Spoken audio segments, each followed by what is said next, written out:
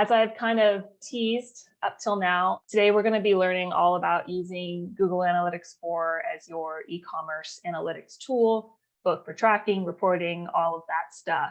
Mike will take us into some more in-depth, detailed reporting looks as far as orienting yourself in Google Analytics 4 and understanding what you're really looking at when you're in the platform. He's also going to take us into some live examples, both in the Google Analytics 4 demo store, as well as within some in-house reports we have here for Inflow, just to give you an example of some of the capabilities of the platform and what it would look like as you're actually going through it. So now that we understand some of the basics about the metrics, and we understand how to orient ourselves and have a little bit better idea of what we're looking at when we look at reports in Google Analytics, let's look at some live examples and see where we can find some of this stuff.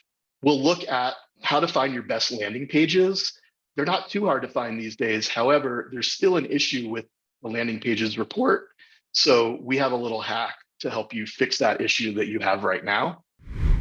Okay, so now we are going to take a look inside Google Analytics 4, and we'll get going here. All right, so the first thing we want to look at is that landing page report and that little hack. So if you come into any landing page report, this wasn't originally in Google Analytics 4, so if it's been a while since you've been in here, there is a landing page report that GA4 has rolled out. It's not perfect though. And one of the issues that you might immediately see is that there is a blank row here, right? And so you may be thinking, is that the home page? Like, what exactly is that? It's not, real clear.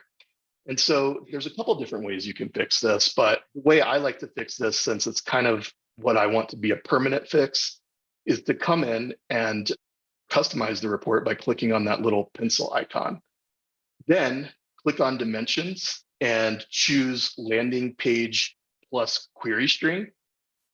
Then go ahead and get rid of the landing page dimension. And this is going to make your new primary dimension in this report landing page plus query string, and then apply this.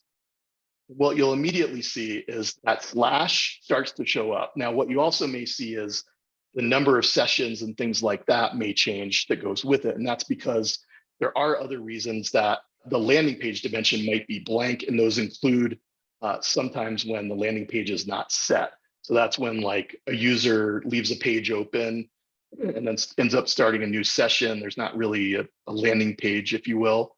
And so in that case, it would be not set.